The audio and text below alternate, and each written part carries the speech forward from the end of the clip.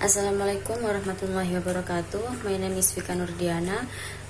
My student ID number is 2021010600009.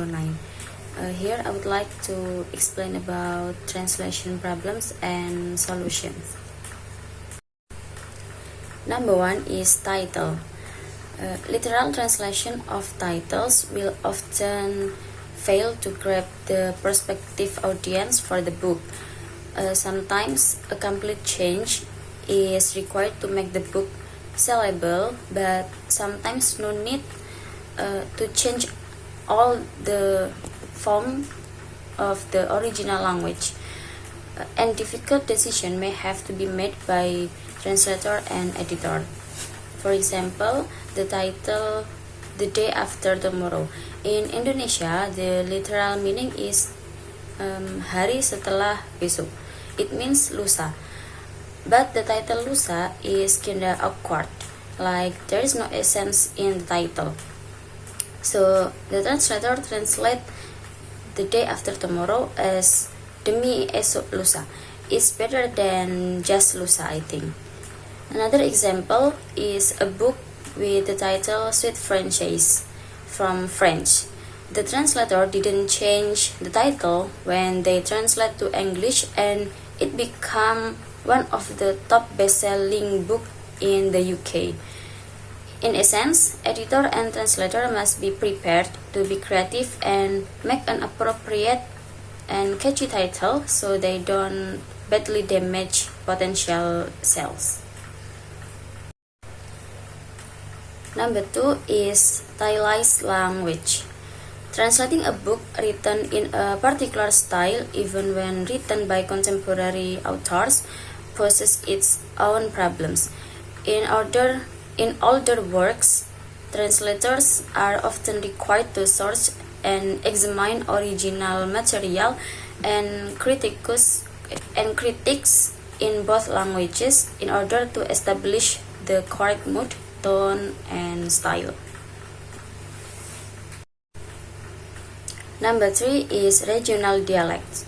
There is a fine line between making foreign authors accessible to English-speaking readers and making them sound like English writers.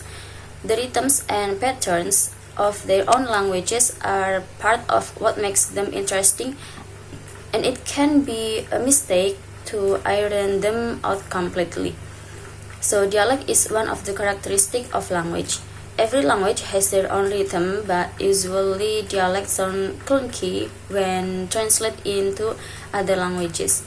The translator also finds it difficult to translate the meaning of the dialect. So the translator must pay attention to the influence of the dialect on the whole message. If the dialect is considered not too influential on the overall message, then the dialect can be ignored, in the sense that the dialect can be translated in target language. Number 4 is strong language. Expletives that are integral to a book should always remain. The difficulty lies in making the language accessible and relevant without offending more delicate sensibilities. A translator will often clean up strong language in the original without even realizing it, simply because they are uncomfortable with it. Curses and swear words present a particular problem for translators. Sometimes curses tend to sound ridiculous when translated literally into another language. Number 5 is colloquialisms. Colloquialisms are related to slang. Is it true that the approximate slang chosen by translator is relatively current? It can be a question of getting exactly the right translator for the job. Looking for a translator who has lived in the target language country for many years can be a right choice, because knowledge of colloquialisms in the native country can make it easier to convey meaning and help produce appropriate translators. help produce appropriate translations. Number 6 is humor. Humor can present a problem for translators. Something hugely funny in another language can fall flat in English. Without lengthy explanations, that certainly reduce any humor involved. Humor tends to be what gets lost most easily in translation because not every pun in the original is translatable. So translators often omit jokes that needed too much explanation. Maybe better replacing jokes from the original language with a comparable joke in the new one. Number 7 is untranslatable words and culture-specific reference. Sometimes the translator had to rely on extensive discussion with the author as well as a great deal of research to work out English equivalents for some of the more specialist vocabulary. Some words simply don't translate.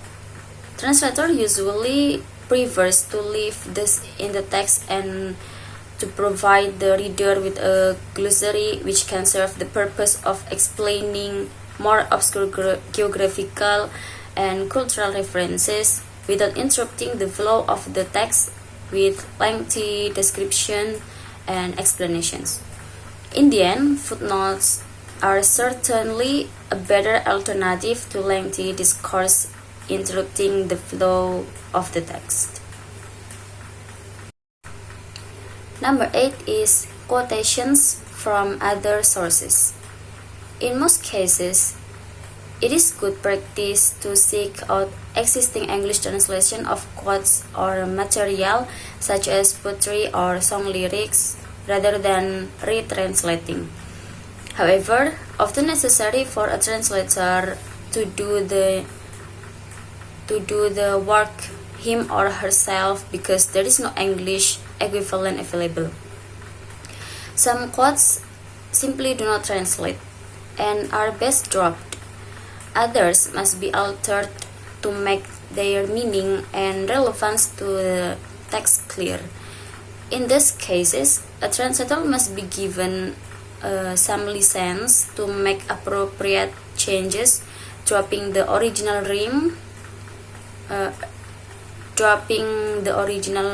rhyme structure or altering the rhythm. And the last is difficult languages. There are some languages for which high-quality translators are few and far between, forcing publishers either to abandon the idea of translating or to rely on the joint efforts of a prose stylist and a native speaker to get the balance right. It may also be necessary to translate from a spirit language altogether, because a good native translator simply can't be found. English is often the key bridging language into other languages. A translator in India will be more likely to be able to translate a book from English than from Finnish or Dutch. Historically, the lack of a good translators working in a specific language may have deterred readers from picking up literature in translation. That's all from me. Thank you. Wassalamualaikum warahmatullahi wabarakatuh.